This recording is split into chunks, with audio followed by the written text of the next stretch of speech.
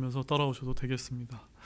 자, 오늘 제가 전해드릴 하나님 말씀 제목은 우리 맨 마지막 12절 말씀에 나와 있는 것처럼 모르드게는 다시 왕의 문으로 왔으나 하만은 애곡하며 급히 집으로 와서라고 하는 이와 같은 제목으로 하나님 말씀을 전해드리도록 하겠습니다. 자, 오늘은 부제가 있는데요. 부제는 하나님의 섭리를 아는 사람은 환경에 따라 일희일비하지 않습니다라는 이와 같은 이제 부제를 제가 이제 정했습니다. 자, 여러분 일희일비가 무슨 뜻입니까?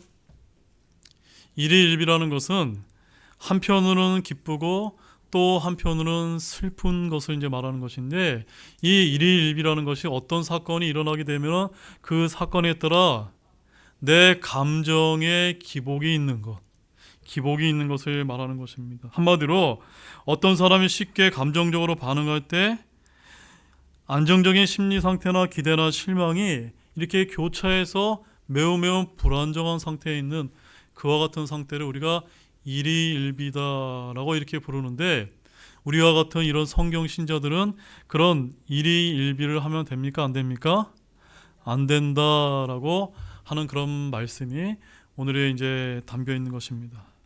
자, 여러분, 오늘 본문의 말씀은 이제 에스더기 이야기의 이제 절정에 이제 해당되는 부분으로서 하만의 유대인 전체를 멸절시키는 사악한 음모가 실패하게 되는 그와 같은 아주 기쁜 이야기가 이제 담겨 있습니다.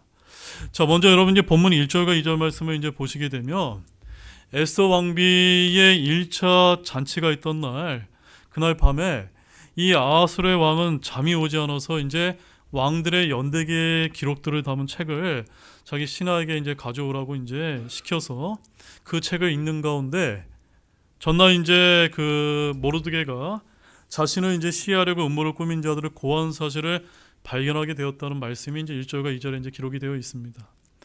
자, 이때 이제 왕은 왕의 신하들에게 그러면 나를 살려준 그 모르드게에게 어떤 포상을 했느냐라고 이제 물었더니 어떻게 이제 대답을 했습니까? 그 어떤 포상도 하지 않게 되었다는 사실을 이제 알게 되었다는 말씀이 이제 3절에 이제 기록되어 있습니다. 자, 그래서 이제 여러분의 본문 4절 말씀을 보게 되면, 그래서 왕은 이 모르드게의 공을 포상하기로 마음 먹고 왕궁의 뜰에 누가 있는지를 이제 물었더니 때마침 누가 있었습니까? 이제 하만이 이제 전날 모르드게를 처형하기 위해서 이제 그 작정했던 하만이 그 왕의 뜰 앞에서 기다리고 있다가 왕이 이제 찾자 이제 그 왕에게 모르드게를 처형을 건의하기 위해서 이렇게 이미 도착해 있다라고 이제 4절에 이제 기록이 되어 있는 것입니다. 자, 아마 하만은 날이 새기만을 기다렸다가 왕궁으로 달려온 것 같다라고 이렇게 이제 주석가들은 이야기하고 있습니다. 자, 이때 왕은 하만을 불러서 그에게 모르드게의 이름을 직접 거명하지 않고 다만 자신이 존귀하게 하기를 원하는 사람에게 어떻게 하면 좋을지를 하만에게 물었습니다. 한마디로 왕은 단지 하만이 모르드게에 대한 선입견을 가지지 않도록 하기 위해서 그의 이름을 밝히지 않았지만, 하만은 어떤 생각을 했습니까? 아, 왕이 존귀하게 하기를 원하는 사람이 모르드게가 아니라 자기 자신을 이제 이야기한 것이라고 이제 생각한 것이라고 오판을 했던 것이라는 말씀을 우리가 이제 볼 수가 있습니다.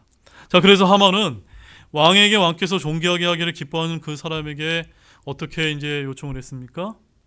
왕의 예복을 입히고 왕의 말에 태워서 왕의 가장 존귀한 통치자 중 한 사람으로 그를 인도하여 도시 거리로 이제 돌아다니면서 왕이 존귀하기를 기뻐하는 자에게 이같이 할 것이다라고 외치라고 오늘 본문 4절과 9절에 이제 기록이 되어 있는 것입니다.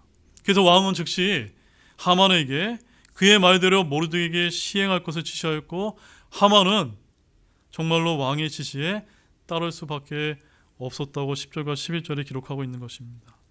자, 이후에 어떤 말씀이 기록되어 있습니까? 이후에 모르드게는 다시 어디로 돌아왔습니까? 왕의 문으로 되돌아오게 되고, 하만은요 애곡을 하면서 머리를 덮은 채, 머리를 왜 덮습니까? 너무나 이제 원통하고 이제 화가 나서 머리를 덮은 채 집으로 돌아와 자기가 당한 일을 아내와 친구들에게 말하였다라고 12절과 14절에 이제 기록이 되어 있는 것입니다. 자, 오늘 이러한 본문은 앞 문단까지 전개되어 오던 유대인의 위기 상황이 마침내 반전되기 시작했음을 보여준 매우 극적인 흥미를 더해주는 그런 말씀이 아닐 수가 없는 것입니다. 여기서 에스더가 자신의 동족을 위해 탄원하기로 되어 있는 두 번째 잔치가 베풀어지기 전날 밤 아하수에로가 잠을 이루지 못하고 왕의 연대기에 기록된 책을 읽게 된 것은 참으로 우연의 일치로 보이지만 우연의 일치일까요? 아닐까요? 결코 우연의 일치가 아닌 것입니다. 아하수로는 자신은 깨닫지 못했을지라도 유대 민족을 구원하기 위해 하나님께서는 그로 하여금 자신을 시해하려는 음모를 적발한 모르드게의 공적이 기록된 책을 읽도록 하나님께서 친히 섭리해 주신 것을 말씀하고 있는 것입니다. 이처럼 큰 공을 세우고도 아무런 보상도 받지 못했던 모르드게의 공적이 무려 몇 년 만에 밝혀진지 아십니까? 무려 5년 만에, 그것도 아주 극적인 순간에 드러나서 그가 인정과 보상을 받게 되었다라고 이 말씀에 기록하고 있는 것입니다. 한마디로 이와 같은 일이 벌어지기까지 하나님께서 그 계획을 이루기 위해서 얼마나 치밀하게 섭리하셨는 것을 보여주는 아주 귀한 말씀이 아닐 수가 없는 것입니다. 자, 여러분, 이제 이상의 이제 본문 말씀을 통해 우리가 얻게 되는 이제 구체적인 교훈 몇 가지를 함께 이제 한번 살펴보도록 하겠습니다. 먼저 첫 번째는 모든 때와 시기는 하나님의 손에 달려 있다는 점입니다. 아멘이십니까? 자, 우리 본문 4절 말씀 함께 보겠습니다. 왕이 이르되 누가 뜰에 있느냐 하매 마침 하만이 자기가 이미 모르드게를 위해 예비한 교수대에 그를 매달려고 왕에게 말하기 위해 왕의 집 바깥들에 들어왔으므로. 자, 이 말씀을 보게 되면 모르드게에게 아무런 보상과 포상도 내리지 않은 사실을 알게 된 아하수로 왕이 자문을 구하기 위해 누가 뜰에 있느냐, 신하들에게 누가 뜰에 있느냐라고 이렇게 왕이 이제 물었더니 그때 마침 누가 와 있었습니까? 하만이 자기가 이미 모르드게를 위해 예비한 교수대에 이 모르드게를 매달려고 왕에게 말하기 위해 어디 와 있었습니까? 왕의 집 바깥들에 이르렀다라고 이렇게 기록하고 있는 것입니다. 여러분, 이 말씀을 읽으면서 어떤 생각이 드셨습니까? 실로 시기의 절묘함이 놀랍지 않습니까, 여러분? 모르드게를 죽이기 위해서 하만이 지금 왕의 왕궁 앞에 들어와 있는 그 시간에 왕은 지금 무슨 생각하고 있습니까? 왕은 지금 모르드게를 높이기 위해서 누구를 부른 겁니까? 하만을 불렀다는 사실입니다. 이로 말미암아 정말 풍전등화의 위기와 같은 모르드게의 생명은 굳건해지게 되었다는 사실입니다. 모르드게를 미워하고 죽이기에 혈안이 되어 있었고 굳건하기만 해 보였던 권세자 하만의 위치는 그야말로 일거의 위험천만한 지경으로 추락하고 만 것입니다. 참으로 놀랍고도 참으로 절묘한 시기의 선택이라고 아니할 수가 없는 것입니다. 바로 이 시기의 절묘함으로 말미암아 사악한 하만의 계획을 무력화시키고 모르드게를 높이는 일이 동시에 일어났다는 사실입니다. 이것이 바로 하나님께서 그분의 자녀들의 일에 관한 때와 시기의 선택권을 자신에게 두신 이유와 목적인 것입니다. 여러분, 우리는 많은 경우에 왜 자기가 계획하고 예정한 시기에 하나님께서 왜 우리를 도와주지 않느냐고, 나 자신을 높여주지 않느냐고 반문하고 원망하고 좌절할 때가 얼마나 많이 있습니까? 하지만 하나님께서는 그 때와 시기에 관한 일만큼은 절대로 우리의 인간의 계산이나 우리의 생각과 계획에 맡겨두시지 아니하시고 철저히 하나님의 권한에 두신다는 사실입니다. 이렇게 하나님께서 그 때와 기한을 철저히 자신의 권한에 두시는 것은 우리의 계획이나 뜻을 무시해서가 아닌 것입니다. 그것은 바로 오늘 우리 본문에서 보는 것처럼 그 시기의 절묘함을 잡기 위해서입니다. 누가요? 하나님께서 말입니다. 바로 저와 여러분을 위해 가장 아름답고 가장 절미하며 가장 효율성 있는 시기를 하나님께서 잡기 위함이신 것입니다. 그래서 여러분, 전도서 기자가 다음과 같이 이야기합니다. 전도서 3장 11절 말씀입니다. 함께 읽어보겠습니다. 그분께서 자신의 때에 모든 것을 아름답게 만드셨으며 또한 그들의 마음속에 세상을 정하여 두셨으므로 아무도 하나님께서 만드신 일을 처음부터 끝까지 알아낼 수 없느니라. 참으로 귀한 말씀이죠, 여러분. 그러므로 사랑하는 여러분, 우리 하나님께서는 당장 나를 높이지 않는다고 혹은 나의 원한을 풀어주지 않는다고 결코 원망하거나 좌절하지 마시기를 바랍니다. 하나님께서는요, 지금도 우리에게 가장 유익하고 가장 적절한 시기를 고르시고 계십니다. 그리고 그때를 기다리고 계십니다. 그러므로 인내심을 가지고 또한 소망 중에 하나님께서 정한 시기를 기다리는 저와 여러분 모두가 되시기를 진실로 소망합니다. 자, 두 번째는 믿음을 굳게 지키는 성도는 하나님 아버지의 지극한 기쁨이 되신다는 사실입니다. 우리 본문 6절 말씀을 또한 이어서 보겠습니다. 이에 하만이 들어오므로 왕이 그에게 이르되 왕이 존귀하게 하기를 기뻐하는 사람에게 무슨 일을 해야 하겠느냐 하니 그때 하만이 마음속으로 생각하되 왕이 나보다 더 존귀하게 하기를 기뻐하실 자가 누구랴 하고. 자, 여기 6절에서 왕이 존귀하게 하기를 기뻐하는 사람이라고는 이 표현을 여러분 주목해서 보시기를 바랍니다. 이 표현은 지금 모르드게에 관한 왕의 솔직한 표현인 것입니다. 자, 이것은 솔직히 말해서 아수르의 왕의 마음이라기보다는 한마디로 하나님의 마음을 대변한 것이다 라고 이렇게 보아도 크게 틀리지 않는 말씀인 것입니다. 하나님께서는 그렇게 모르드게를 사랑하시지 않았다면 아수르의 마음에 그런 큰 기쁨이 있었을 리 만무하기 때문인 것입니다. 여러분, 여기서 우리는 성도라는 존재가 어떠한 존재인가를 확실히 깨달을 필요가 있습니다. 우리는 우리 자신의 적절한 가치에 관해 모를 때가 얼마나 많습니까? 특히 우리가 세상에서 고난 가운데 믿음의 처절한 싸움을 할 때 더욱 그렇습니다. 우리는 세상의 핍박 앞에서 한없이 천하고 약해진 우리 자신의 모습을 발견하곤 합니다. 그저 목숨만 살려주시고 내가 하는 일과 사업만 잘되게 해달라고 얼마나 우리가 하나님께 간절히 기도할 때가 많이 있습니까? 맞습니까, 여러분? 어떻게든 이 위기를 넘기게 해달라고 하는 것이 우리의 솔직한 모습인 것입니다.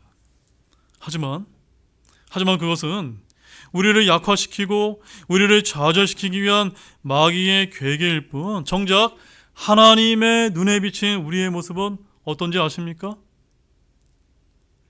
우리를 존귀하게 하지 않고서는 견딜 수 없는 아름답고 귀한 존재라는 것이 바로 하나님의 눈에 비친 우리 하나님의 자녀의 모습이란 사실입니다. 여러분, 누가복음 15장 21절에서 24절은 한번 긴 말씀이니까 한번 같이 찾아보시겠습니다. 누가복음 15장 21절에서 24절 말씀입니다.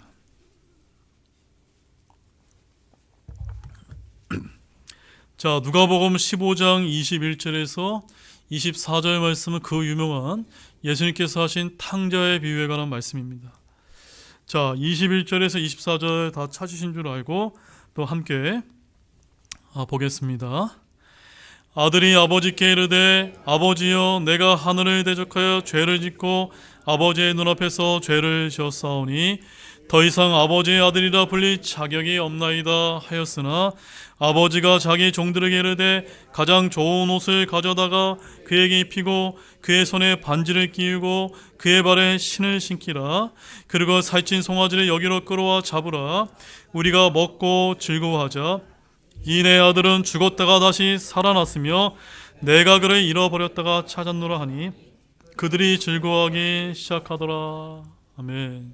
여러분, 여기 나와 있는 이 탕자가 솔직히 누구를 가리키는 겁니까? 과거에 저와 여러분의 모습을 보여주는 것입니다. 아버지 곁을 떠나서 아버지 곁에서 죄를 지면서 정말 아버지의 재산을 탕진하며 이렇게 살아왔지만 다시 갈 곳이 없어서 다시 누구에게 돌아왔습니까? 아버지에게 돌아왔을 때 그 아버지가 이 탕자 이 아들을 어떻게 대우해 주셨습니까? 정말 여기 말씀이 22절 말씀에 보면은 가장 좋은 옷을 가져다 주고 그의 손에 반지를 끼우고 그의 발에 신을 신기며 살찐 송아지로 먹여주고 또한 즐겁게 해주는 이와 같은 아버지의 사랑을 아들에게 보여준 것입니다. 여러분, 이 아버지에게는 세상에 둘도 없이 가장 귀하고 가치 있고 진정한 기쁨의 대상이 바로 탕자와 같은 그의 아들이었던 것입니다. 그래서 그 아버지는 아들이 돌아왔을 때 아들을 내어 쫓거나 종 가운데 하나로 여긴 것이 아니라 앞서 제가 다시 말씀을 드렸던 것처럼 신을 신기고 좋은 옷을 입히고 손에 반지를 끼워주었던 것입니다. 어디 그뿐일까요? 살찐 송아지를 잡아 잔치도 베풀었다는 사실입니다. 여러분, 아버지에게 있어 탕자가 이런 존재였듯이 하나님 아버지 앞에 저와 여러분 역시도 이처럼 귀하고 가치 있는 존재라는 사실 여러분 믿으십니까? 비록 세상 사람들의 눈으로 봤을 때는 우리가 천하게 보이고 또한 무가치하게 보이고 연약해 보인다 할지라도 우리 하나님 아버지께서 보실 때는 그 이상의 기쁨이 있고 더 이상의 존귀한 자가 없는 것처럼 보이는 것입니다. 그래서 시편 기자가 다음과 같이 노래했습니다. 시편 103편 4절에서 5절입니다. 내 생명을 멸망에서 구속하시고 인자하심과 친절한 긍휼로 내게 관을 씌우시며 좋은 것들로 내 입을 만족하게 하사 내 젊음을 독수리의 젊음과 같이 새롭게 하시는도다. 여기 4절 말씀에 있는 관을 씌우시고의 관은 우리가 죽어서 들어가는 그 관이 아니라 어떤 관입니까? 예, 왕관을 뜻하는 것입니다. 여러분, 이와 같은 말씀들로 인해서 여러분 위로받으시기 바랍니다. 그런데 우리가 조그마한 시련에 닥쳤다고 낙심하면 될까요, 여러분? 그러면 이제 여러분 용기를 내시기 바랍니다. 소망을 잃지 마시기 바랍니다. 하나님의 보배로운 귀한 자녀답게 여러분 당당하게 처신하시길 바랍니다. 자, 그 다음에 세 번째는 교만은 사람으로 하여금 결정적인 오판을 하게 만든다는 것이요. 왜 사람이 오판하게 된다고요? 교만 때문이라는 것입니다. 자, 여러분 계속해서 본문 6절 우리 하반절을 보게 되면은 하만은 왕이 존귀하게 하기를 기뻐하는 사람이 누군지 대묻지도 않고 속으로 뭐라고 이제 생각을 했습니까? 왕이 나보다 더 존귀하게 하기를 기뻐하실 자가 누구랴라고 이렇게 생각을 했다는 점입니다. 자, 이와 같이 하만은 왕이 존귀하게 하기를 기뻐하는 자에게 왕의 예복을 입히고 왕이 타는 말에 태워서 가장 존귀한 자의 손에 붙여서 도시의 거리를 다니게 해야 한다고 왕께 청했던 것입니다. 하지만 그 결과 하만이 얻은 결과가 무엇이었습니까? 그 자신의 영예가 아니었다는 사실입니다. 그가 원수와 같이 여기는 모르드게가 그 영예를 얻었고 하만 그 자신은 말을 붙잡고 외치는 마부의 신사가 되어 수치를 당하고 말았다는 점입니다. 이렇게 해서 두 사람 사이의 관계는 바로 전까지와는 180도 판이하게 달라지게 되었다는 사실입니다. 이러한 사실이 저와 여러분이 가르쳐주는 것이 무엇일까요? 사람이 한번 교만에 빠지게 되면 다른 사람의 생각이나 의견을 듣지 않고 결국에 가서는 자기 스스로 함정을 파 결정적인 오판에 빠지게 된다는 점입니다. 그것은 마치 법칙과도 같습니다. 어느 누구도 교만한 사람은 그 길을 헤어나올 수가 없는 것입니다. 자, 그래서 잠언 기자가 이렇게 얘기합니다. 잠언 11장 2절 말씀 함께 보겠습니다. 교만이 오면 수치가 오지만 겸손한 자에게는 지혜가 있느니라. 이 말씀에 따라 여러분 교만하지 마시고 우리가 무엇을 추구해야 됩니까? 지혜, 하나님이 주는 그 지혜를 겸손하게 추구하는 저와 여러분이 되기를 원합니다. 그럼 우리가 이런 오판과 어리석음에 빠지지 않기를 원한다면 결코 교만해서는 안 되는 것입니다. 그러기 위해 가장 중요한 것은 나 자신이 정말 일이 잘 풀리고 승승장구할 때 우리가 무엇을 잃지 않는 것이 중요합니까? 겸손을 잃지 않는 것이 매우 매우 중요한 것입니다. 자기 위치를 지키는 것이 중요한 것입니다. 원래 하만도 여러분 본래부터 그렇게 사리 분별력이 없는 그런 사람은 아니었습니다. 그런데 그만 그에게 일어나는 모든 일이 순조롭게 너무나 잘 풀리다 보니까 그저 자신의 마음이 해이해지고 교만에 빠져서 오늘 말씀에서 보는 것처럼 아주 결정적인 오판을 하게 되었다라고 성경이 우리에게 알려주고 있는 것입니다. 자, 이제 네 번째는 하나님이 존귀하게 하시기를 원하는 대상은 자신의 신실한 성도라는 사실을 우리가 알아야 되는 것입니다. 자, 본문 10절입니다. 함께 보겠습니다. 이에 왕이 하만에게 이르되 내가 말한 대로 속히 예복과 말을 취해 왕의 문에 앉아있는 유대인 모르드게에게 그렇게 행하되 내가 말한 모든 것에서 하나도 빠진 것이 없게 하라 하니. 자, 여기 10절 말씀을 보게 되면 아하술의 왕은 자기가 존귀하게 만들기를 원하는 사람을 정확하게 지적해서 뭐라고 이제 표현하셨습니까? 왕의 문에 앉아있는 누구라고요? 유대인 모르드게다라고 이렇게 말했다는 점입니다. 여러분, 이 표현은 아하수르의 왕이 이미 모르드게가 왕의 문에 앉아있고 그의 출신이 유대인이라는 전체적인 상황을 아주 정확하게 알고 있었다는 것을 반영하는 것입니다. 그리고 무엇보다도 이는 그가 진정한 충신이요 진정한 자기 사람이 누구인가를 아주 정확하게 파악했음을 시사해 주는 것입니다. 사실 모르드게는 생명을 걸고 충성을 다했지만 그러한 충성에 대한 정당한 보상도 그 충성심도 전혀 인정받지 못했습니다. 오히려 모함을 받아 죽을 위기에 놓여 있었고 그런 상황에서도 베옷을 입고 왕의 문에서 죄를 뒤집어 쓰고 앉아있기만 할 정도로 매우 우직했었습니다. 그런 진정 아하수르의 사람이었고 그를 존귀하게 하지 않고는 아하수르가 도저히 견딜 수 없는 그런 사람이었던 것입니다. 그래서 아하수르에는 하만이 언급한 존귀하게 하는 일 가운데 그 어느 하나도 빠짐없이 속히 실행하라고 엄히 명령을 내렸던 것입니다. 여러분, 여기서 우리도 하나님께서 존귀하게 하기를 원하는 자가 누구인지 생각해 볼 필요가 있습니다. 하나님은 어떤 자리에서도 신실하게 자기 믿음을 지키고 주께 신실한 자를 알아주시고 그를 존귀하게 하시기를 기뻐하심을 믿으시기 바랍니다. 세상에는요, 겉모습이 준수하고 높은 자리에 앉고 재물이 많은 사람이 많지만 하나님께서는 결코 그런 것들을 보실까요? 안 보실까요? 그런 것을 전혀 보시지 않는다는 것을 여러분 믿으시기 바랍니다. 이미 그런 것은 버리셨다라고 하나님께서는 말씀하고 계십니다.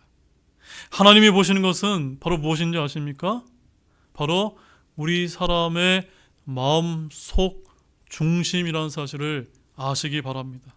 즉 바로 중심이 바른 사람, 정신이 올바로 박힌 사람, 그의 믿음이 하나님께 확고부동하게 서 있는 사람, 그런 사람을 하나님께서 높이시고 그런 사람을 최종적으로 하나님께는 존귀하게 만드시는 것입니다. 여러분, 사무엘기상 16장 7절에 이와 같은 말씀이 있습니다. 함께 또 보겠습니다. 주께서 사무엘에게 이르시되 그의 용모나 키의 크기를 보지 말라. 내가 이미 그를 버렸노라. 주는 사람이 보는 것처럼 보지 아니하나니 사람은 겉모습을 보나 주는 마음을 보느니라 하시니라. 아멘. 제 말이 아니죠, 여러분? 하나님 뭘 버리셨다고요? 그의 용모나 그의 키인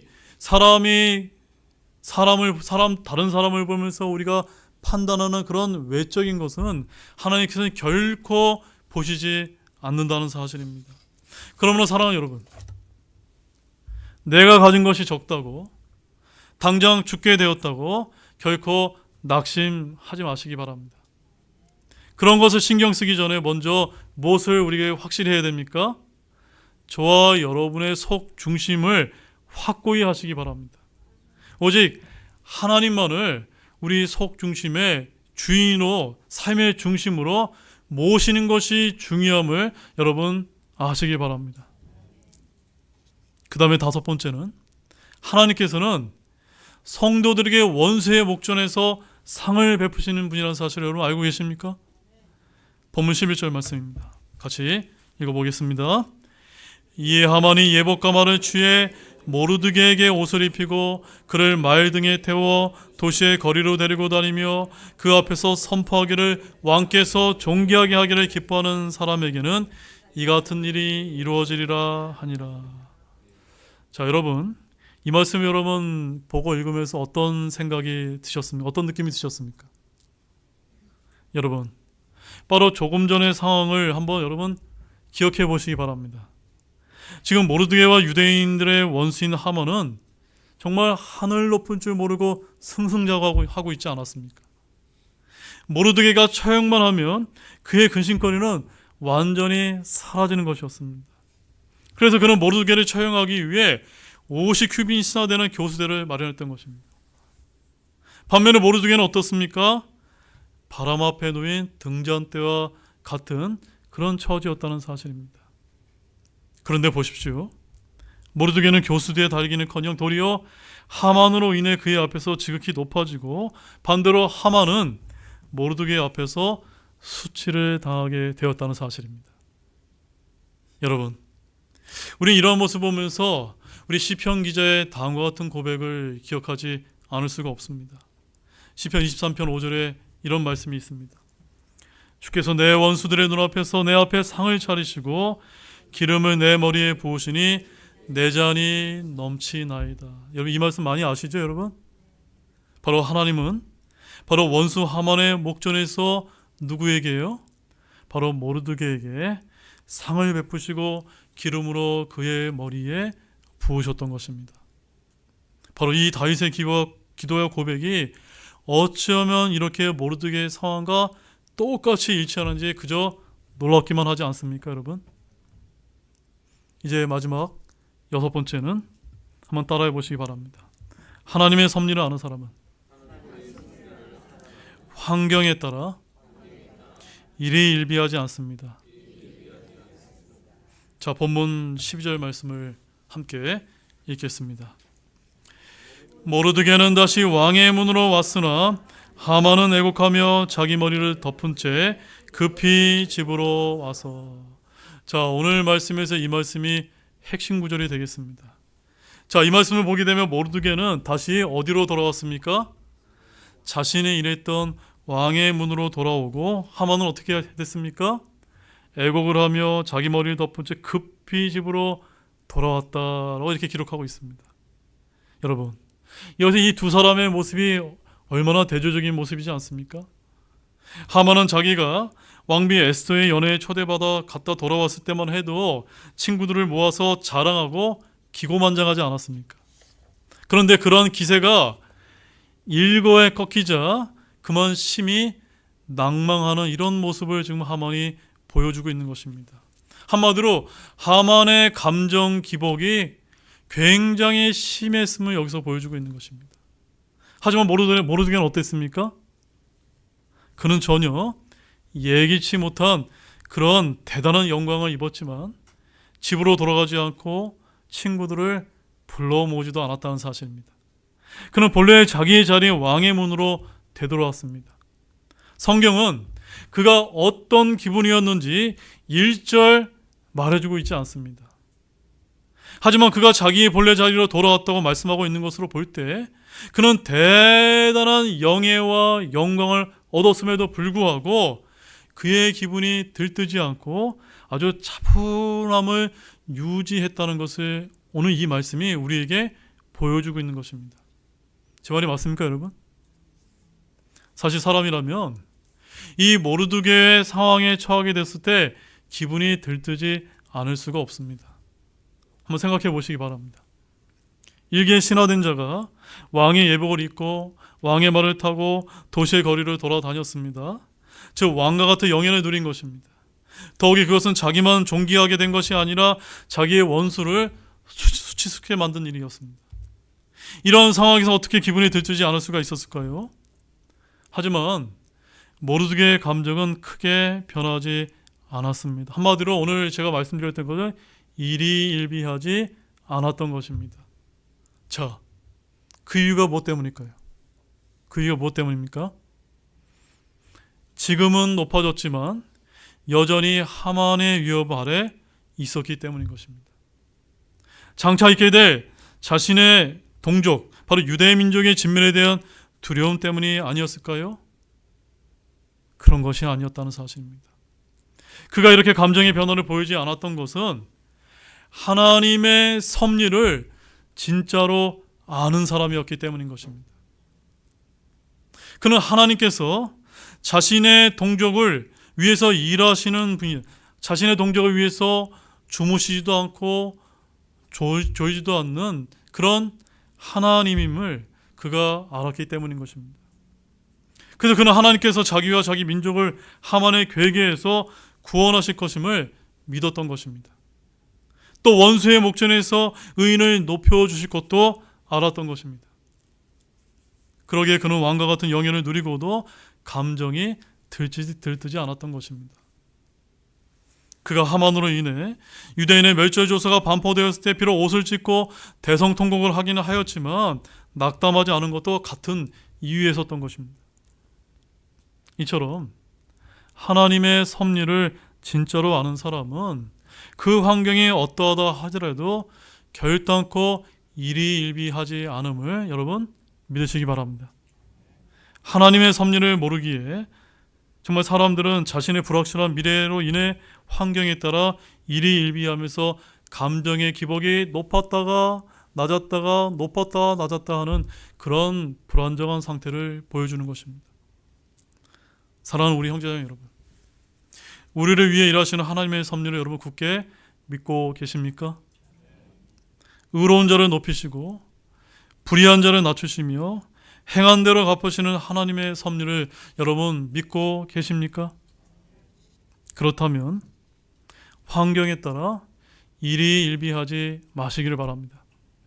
매사에 감사하며 어떠한 상황에서도 담담히 여러분의 믿음과 여러분의 자기 자리를 지킬 수 있는 그런 신실한 신조가 되기를 진실로 소망합니다. 여러분 데살로니가전서 3장 3절 굉장히 귀한 말씀입니다. 우리 한 목소리로 함께 읽어보겠습니다. 아무도 이런 고난들로 인해 흔들리지 않게 하려 함이라. 우리가 이런 고난들을 받도록 정의진 줄을 너희 자신이 아느니라. 아멘. 여러분 위로가 되십니까? 여러분 지금 우리나라에 정말 어려운 일이 닥쳤다고 하더라도 우리가 그 고난들로 인해서 흔들리면서 슬퍼하고 낭망하면 됩니까? 안 됩니까? 안 된다는 것입니다. 제가 그 말씀을 여러분에게 드리는 것입니다. 이제 결론의 말씀을 드리도록 하겠습니다. 자, 오늘 이 말씀을 통해서 모르드게와 하만의 대조적인 모습을 볼 때 우리는 정말 많은 것을 느끼지 않을 수가 없었습니다. 우리는 이를 통해 마지막 시편의 말씀을 떠올려 보지 않을 수가 없습니다. 자, 시편 37편 1절과 2절 말씀, 우리 마지막 말씀이니까 큰 목소리로 함께 읽어보겠습니다. 너는 악을 행하는 자들로 인해 초조해하지 말며 불법을 행하는 자들을 부러워하지 말라. 그들은 곧 풀같이 베일 것이요 푸른 채소 가득히 시들이로다. 아멘이십니까? 아멘이 작습니다. 아멘이십니까? 네, 악을 행하는 자들로 인해서 여러분 결단코 초조해하면 됩니까? 안 됩니까? 안 됩니다. 사악한 자는 아무리 잘되고 번성하는 것 같아도 결코 오래가지 않음을 여러분 아시기 바랍니다. 그러나 의로운 자는 의를 지키다가 어려운 일을 당한다 해도 하나님의 그 돌보심이 있기 때문에 위기 속에서 안전을 누릴 수 있는 것입니다. 그러므로 사랑하는 우리 형제자매 여러분, 진짜로 의를 행함으로 인해 잠시 저와 여러분이 어려운 일을 당한다 하더라도 하나님의 선하신 섭리를 굳게 붙들고 믿으시기 바랍니다. 그러면서 의의 길을 우리 아까 불렀던 찬양처럼 마귀들과 담대히 싸우지라 하는 이 찬양처럼 담대히 걸어가시는 모두가 되시기를 주님으로 간절히 축원합니다. 다 같이 일어나시겠습니다.